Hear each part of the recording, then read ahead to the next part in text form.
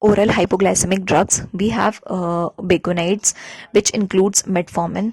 Metformin works by inhibiting hepatogluconeogenesis, and the dose we give is either 500, 850 or 1000 gram, and the maximum dose is 2.5 gram per day.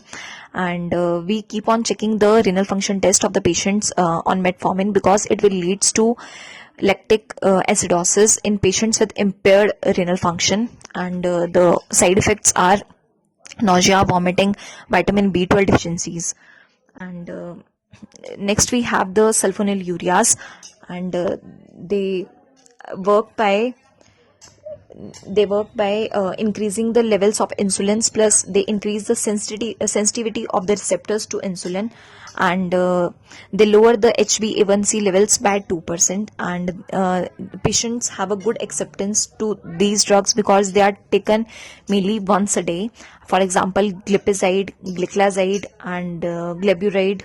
And the side effects are they cause hypoglycemias, therefore mealtime regulation is required. Then we have thiazolidinediones, and they work by increasing the GLUT4 receptors in the muscles and adipose tissue, therefore they increase the uptake of the glucose. And they also decrease the serum triglycerides levels, and they decrease the HbA1c levels only by 1%, therefore they are not the primary agents. And the compliance is good because they are taken mainly as OD or BD. And side effect is they increase the cardiovascular mortality in the patients with pre-existing heart diseases. They also known to cause the carcinoma of the bladder. And the examples of thiazolidinediones are rosiglitazone and pioglitazone. Next we have alpha-glucosidase inhibitors. They work by inhibiting the uptake of the glucose from the gastrointestinal tract.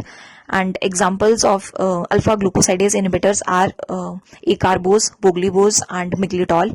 And the side effects are osmotic diarrhea, and they lower the HbA1c levels by 0.25%.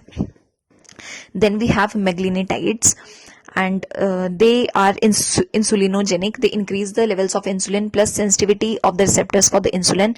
And the difference among the meglinides and sulfonylureas is in the duration of action. The half-life of meglinides is 1 to 2 hours, whereas the sulfonylureas work for the entire day. And the examples of meglinides are rapaglinide and netaglinide, and they are mainly used to control the postprandial sugar levels. Then we have DPP4 inhibitors, that is dipeptidyl peptidase 4 inhibitors. They as the enterocytes of intestine contain L cells mainly in the ileum, and they contain GLP-1, that is glucose link insulinotropic peptide 1. And it behaves like insulin, and it transfers the glucose into the peripheral muscles and adipose tissues, but the action is limited, and it works for 1 to 2 hours, and after that it is destroyed by dipeptidyl peptidase. And to inhibit this destruction, we give DPP4 inhibitors, and the examples are sitagliptin and linagliptins. Then we have incretins. They directly increase the action of GLP-1. And we have exenatide, and we have liraglutide. Exenatide is available as once a week injection, therefore highly acceptable. Next we have the SGLT2 inhibitors, and they increase the loss of glucose in the urine, therefore patient is susceptible for the urinary tract infections, and therefore we advise the patient for high intake of water. And they also decrease the cardiovascular mortality, therefore they are highly used nowadays. And for examples we have canagliflozin and dapagliflozin.